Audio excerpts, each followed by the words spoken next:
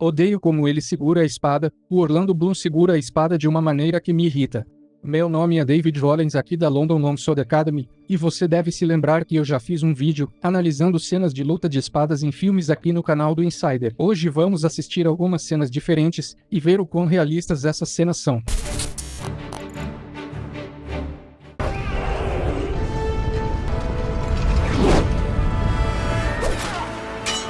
Esta cena de luta tem que ser vista no contexto de Já Era, afinal, com tantos oponentes, não tem muito o que fazer. Tem algo que eu sugeriria que é um pouco semelhante a algumas das ações de um dos tratados que estudei, e que basicamente se resume em correr muito. Quando alguém se aproximar o suficiente de você, apunhale, gire, cubra sua cabeça, e depois fuja como se não houvesse amanhã. Claro que isso não seria uma boa imagem para Aragorn.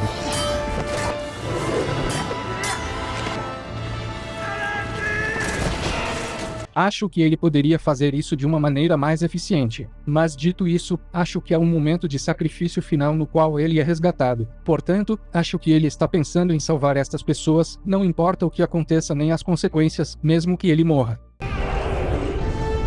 Essa aí é a espada longa. A espada longa, como você pode ver, não é aquela coisa fina que você vê em muitas competições de rema, que é aquela esgrima antiga. Ela é projetada para partir as coisas e para golpear.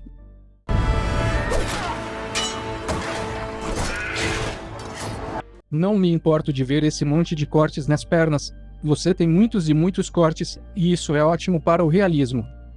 É uma defesa e isso é ótimo. Porém, não há uma consciência do espaço ao seu redor. Eu diria que a melhor coisa a se fazer neste caso é a manutenção deste espaço. Isso dá uma segurança. Não deixar as pessoas chegarem perto. Aqui é onde o estudo da montante é relevante. Não me importa qual de vocês eu machuque, eu vou abrir o maior espaço possível.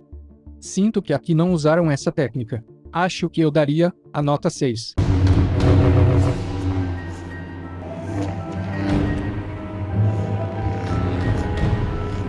Você já deve ter visto a luta do Obi-Wan, do Qui-Gon e do Darth Maul nos filmes anteriores. É simplesmente linda. Você tem um movimento característico do Obi-Wan, depois você tem essa mudança para o Qui-Gon. Essa é a chave. E isto é algo que resume e engloba todas as artes marciais para mim, mostra a constante evolução, mostra o aprendizado, a importância de estudar as suas fontes, aprender com todos os seus erros, e principalmente se permitir cometer esses erros. Na arte da esgrima, se não estamos morrendo, é aprendizado. Isso é perfeito. Você vê o Darth Maul fazendo a mesma coisa que ele já tinha feito nos filmes anteriores. Sendo assim, Obi-Wan já estava até esperando o mesmo golpe no rosto. Ao invés de tentar separar ou desviar da lâmina como uma resposta mais simples, é um momento épico estilo a metáfora do nó górdio. Quando você olha para um sabre de luz de lâmina dupla como este, não espere algo que seja, ou que funcione igual a uma espada convencional. Poderia ser um bastão, uma lança, ou uma alabarda, qualquer coisa onde ambas as extremidades têm o potencial de causar danos.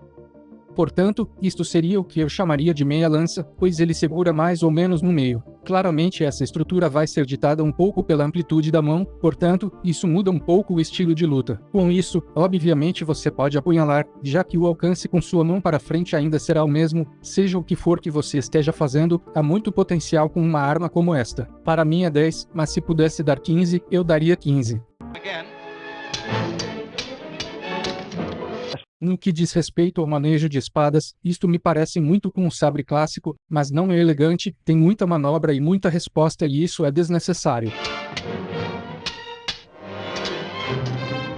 Quando se está perto, o ideal é que você não fique golpeando de um lado para o outro com a espada, é perda de tempo. Observando a maioria dos sistemas que eu estudo, percebo que no geral, preferimos manter a lâmina mais parada, e depois apunhalar do outro lado do punho. Isso vai encorajar o seu oponente a bloquear, caso contrário, ele estará vulnerável com a guarda totalmente aberta. Aqui as espadas se chocam perfeitamente, tem uma bela empunhadura e uma ótima esquiva, achei sensacional, uma combinação perfeita de defesa e esquiva. Perfeito, nenhum problema com a cena.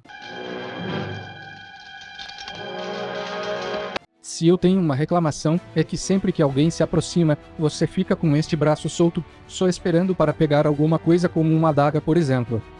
Seria muito melhor se nesses desfechos um batesse no rosto do outro, ou empurrasse o oponente com o cotovelo.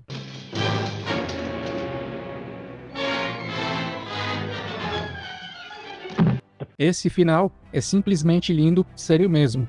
O fato de ele dar um golpe, mas ainda manter a distância até o final, mostra que ele respeitou e deu a chance do oponente reagir até o último instante. Temos uma apunhalada, depois uma recuperação para ver o que acontece, e isso é maravilhoso. Você apunhala e depois sai do caminho do oponente. É como perguntar se o oponente está bem. Há 3 coisas que você deve fazer se quiser ter certeza de que seu oponente não vai continuar tentando te golpear depois. Número 1, como você vê aqui, é estocar e sair. Número 2, é algo que os mestres Fabrice e Thibaut faziam, que é o de chocar as empunhaduras entre si. Dessa forma, a lâmina do adversário fica definitivamente fora da linha de ataque, e depois você se afasta. A número 3 é realizar algum tipo de movimento de conclusão. Vemos isso em diferentes sistemas. Você agarra o punhal do adversário com sua mão esquerda ou com sua mão secundária e imobiliza. Depois você dá alguns golpes, ou mantém o controle sobre a espada se quiser. Honestamente, eu acho que é nota 10. Veja, só estou dando essa nota, porque claramente, temos um sistema de esgrima que foi muito bem definido aqui. No início, quando há este deslizamento ao longo da lâmina, do ponto de vista da destreza, é lindo, já o critério é terrível. Alguém deveria ter machucado o braço, mas eles não estão tentando se matar, isso você faz ocasionalmente só para ver o que o oponente faz. Não está bem ilustrado e na melhor das hipóteses, pode-se dizer que é o modelo espanhol verdadeira destreza, mas posso assegurar que não é.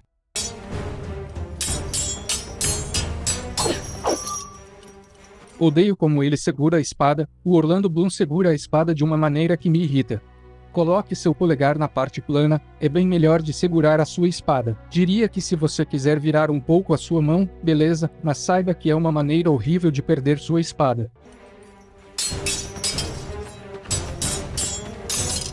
Agora ficou melhor, está mais lento, passo a passo e a distância é mantida. Quando falamos de distância em cenas de luta, o que realmente buscamos é a distância perfeita através da qual podemos deixar nosso oponente em desvantagem. Portanto, a situação ideal é que estejamos a uma distância em que podemos golpear o oponente com o braço esticado, ou talvez inclinando o corpo minimamente. Isso significa que temos liberdade de movimento. Desta maneira, também garantimos que o nosso oponente não nos alcance com apenas um passo. A espada na porta é uma coisa muito interessante. Pelo seu formato, nós sabemos que ela vai afinando até chegar na ponta, assim, é como se a outra extremidade virasse uma grande alavanca. Se você mover essa alavanca para cima e para baixo, intrinsecamente, tudo o que faz com que a espada seja boa para enfiar nas coisas, também tornaria relativamente fácil de removê-la. Se a espada está enfiada em algum lugar, e você movimenta essa alavanca algumas vezes, é para sair facilmente. Acho que vou dar nota 6, pois tem pequenos momentos de uma boa esgrima.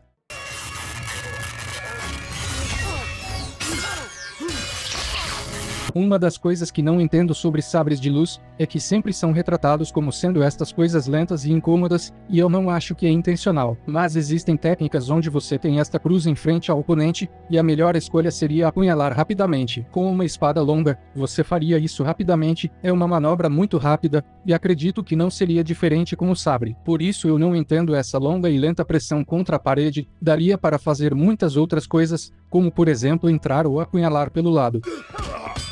A lança e o bastão estão intrinsecamente interligados, não tem problema nenhum, é possível usar a mão girando o extremo posterior do bastão, é totalmente eficaz. Você pode ver que a única coisa que realmente está acontecendo é que ele está dando este golpe para baixo. Ele está realmente tentando não atingir a outra pessoa na cabeça, o que é bem cortês, portanto, não é uma cena muito realista. Esse chute é algo que se vê quando alguém faz o uso da espada montante. Creio que o que possivelmente falta neste combate são estas duas vantagens que o Mandaloriano tem. Em primeiro lugar, o sabre negro não consegue cortar sua armadura, então basicamente ele pode fazer o que bem entender. Em segundo lugar, ele não está usando a vantagem total da lança. Normalmente, a pessoa que está com a lança a segura mais para trás e tenta manter a distância na medida do possível. Desta forma, a pessoa com a lança se afasta da zona de perigo o mais rápido possível, mas tudo bem, foi divertido, e também tem técnicas realistas. Eu acho que eu daria a nota 6 para essa cena.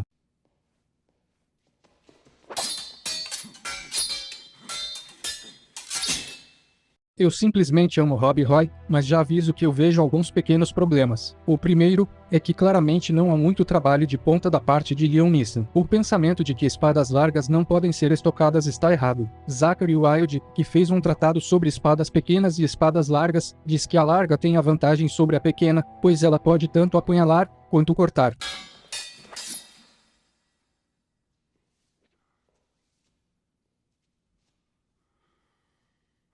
Timoth é um espadachim muito melhor, e isto fica explícito mais uma vez ao longo de todo o filme. Ele sabe que é o vilão, e ele se coloca como esse vilão. Portanto, não olhe o personagem de Liam Neeson, o Rob Roy, como sendo um bom lutador. Ele só é alguém que consegue fazer alguns movimentos, ele nem tem plena consciência da capacidade total da arma que está usando. Sendo assim, Timoth o supera tranquilamente.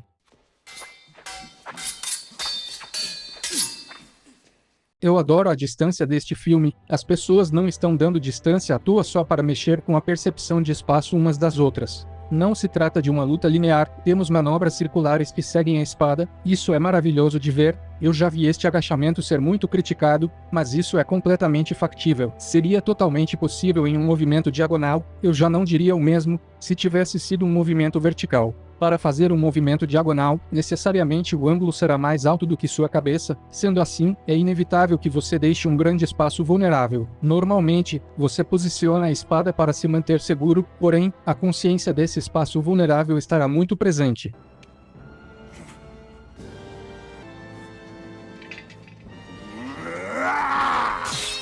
E esta é a morte perfeita da arrogância, é maravilhosa. As pessoas ficam muito preocupadas com a ideia de segurar uma lâmina, mas se essa é a diferença entre morrer ou não, sem dúvidas é o que você tem que fazer. Tem isso em muitos manuais, e toda vez alguém na internet vem dizer que não se deve pegar na lâmina, eu diria que se não quiser morrer, é melhor pegar sim. Para essa cena, eu dou um 10.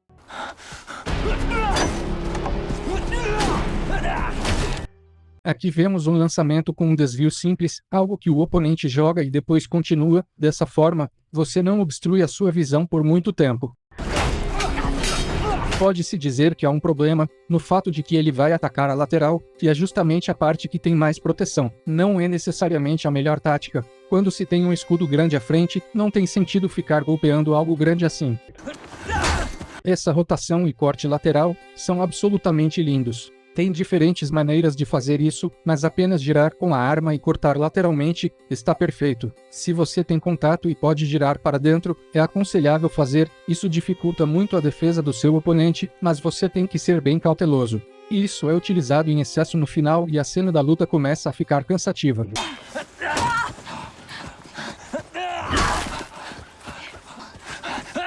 Já estudei muito sobre as tropas vikings e vejo que eles têm que acertar as armas com muita força. Percebi que isso é um grande desserviço à leveza e à manobrabilidade de algumas armas que eles possuem.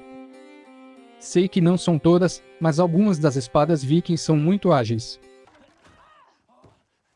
As mulheres têm praticado esgrima desde o primeiro registro de manuais de espadas.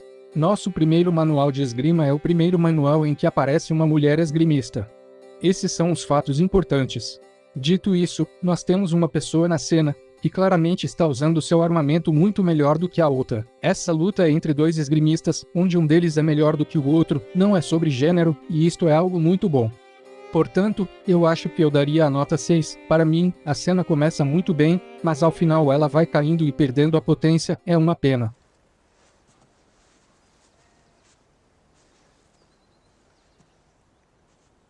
Isto é sempre muito interessante, perceba que nessa cena os personagens estão no que eu chamo de posição passiva. Isso torna incrivelmente difícil para você ganhar o domínio sobre o adversário.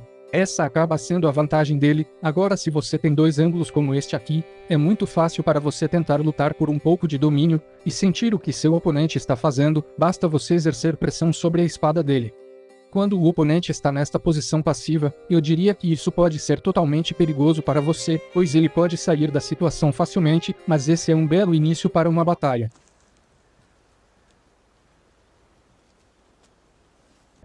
Ninguém quebra a distância, há uma espera, eles ficam esperando e analisando para ver quando é o momento certo para avançar. Juro pra vocês, até esse pequeno detalhe é ótimo, tá muito bom mesmo. Se sua gestão de distância é assim, mesmo que ele avance, não conseguirá te alcançar, assim você faz seu oponente se comprometer.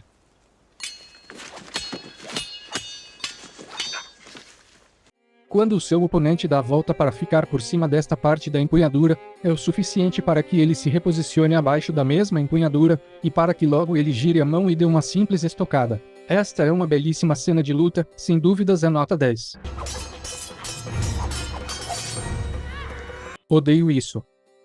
Sério, odeio muito. No geral, eu considero essa luta muito próxima, mas ela fica melhor à medida em que ela continua, pois a distância entre elas se torna maior, portanto, não sei se eles filmaram errado ou coisa do tipo. Se você quiser parar ou bloquear algo, mas não tiver uma maneira de proteger as suas mãos, apunhale outra coisa. Agora, se subirem a espada, apunhale as mãos do oponente, ataque as mãos. Geralmente nós não temos essa consciência internalizada do que podemos ou não ferir. Não faço a menor ideia de onde esses punhais devem ser originários, mas não me parece que eles sejam egípcios. Acho que se parecem com uma arma chinesa chamada Sai, talvez seja algum híbrido. Não é uma boa luta, portanto, dou nota 4.